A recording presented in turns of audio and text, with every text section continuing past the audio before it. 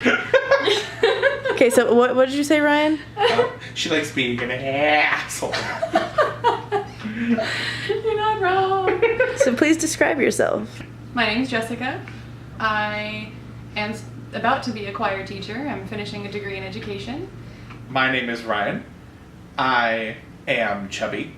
I like to think that I'm optimistic. I've been told I'm eccentric.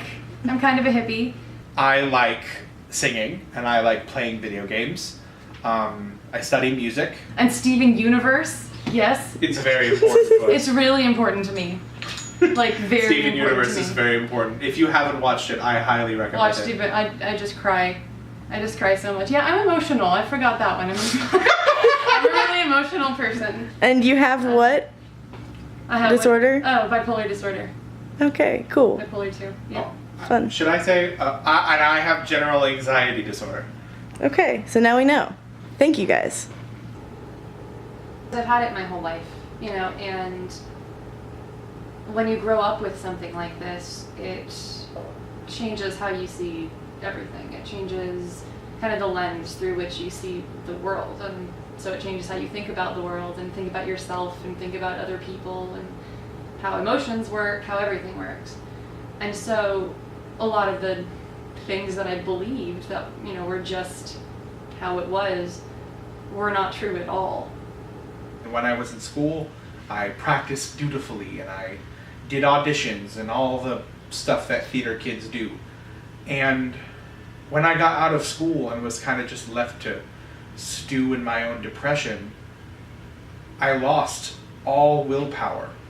And I lost all the willpower to do these things. And then eventually I lost the joy to do them. Sometimes, even now, when I try to sing, even when it's just like singing in the car, I hear a nagging voice that's telling me that I don't sound good, that this isn't fun, why are you bothering? Or like, I don't bother to practice because I don't have the time, I make excuses, I'm not good enough.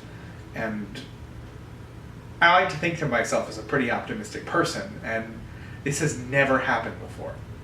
I have never talked, I mean, I have my days, but I never talked myself down from the things that I like doing. And that's really saying something, because knowing you personally, I know you're a really enthusiastic, really full of life, like bubbly person who you raise the people up around you, and you're this total ray of sunshine, and you encourage people to do what they love and to reach for the stars. And to be someone who's being held back by something while you're telling everyone else to follow their dreams, it must be just crushing sometimes. It has been. I really want to. I want to sing again, and I want to practice, and I want to have the willpower to be able to just get up and actually do this. And even though it would be a lot of work to get back to the point where I was, and for the life of me, I can't, and I don't know why. Yes, you can. Yes, you can. I know logically I can. I know rationally that I could just get up and do it, but I just feel like I can't, no matter what I do. How do you feel about self-diagnosis? What scares me about self-diagnosis is not necessarily the idea of putting a label on yourself. It's the idea of what you are doing to fix your own problems. Like, because I think recognizing your own symptoms is important. And if you can attribute that to a disorder, that's one thing. But if you can attribute that to a disorder and then say, oh, well, now I need to start popping Xanax by myself that I buy from someone in the library and drink a lot to feel better. Like, if you make unhealthy choices to fix yourself, that's even worse. Right. And the people who tend to self-diagnose also tend to make poor choices in recovery. And so I don't think there's harm in it up until the point where you like get help. But if you continue with the self-diagnosis thing and then you don't actually talk to like a doctor or, you know, somebody whose profession it is to have studied this and help you with it, you don't know. There's so much that kind of the layperson doesn't know.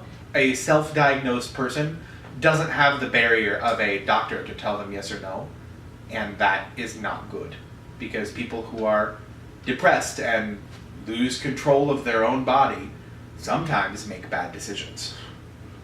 So what would you say to a friend who might be worried that they're suffering from mental illness like depression, anxiety, bipolar disorder? I would sincerely tell them to go get help. There's nothing wrong with being afraid, because it is scary.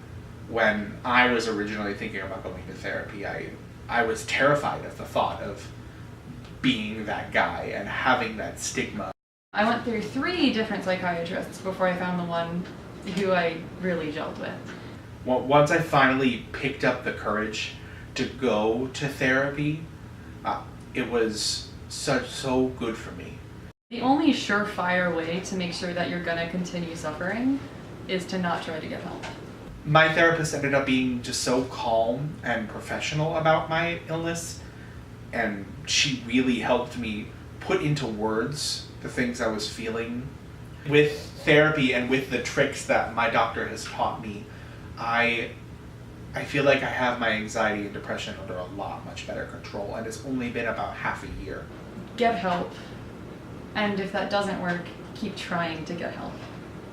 Because there are people who know what they're talking about who concretely can help you.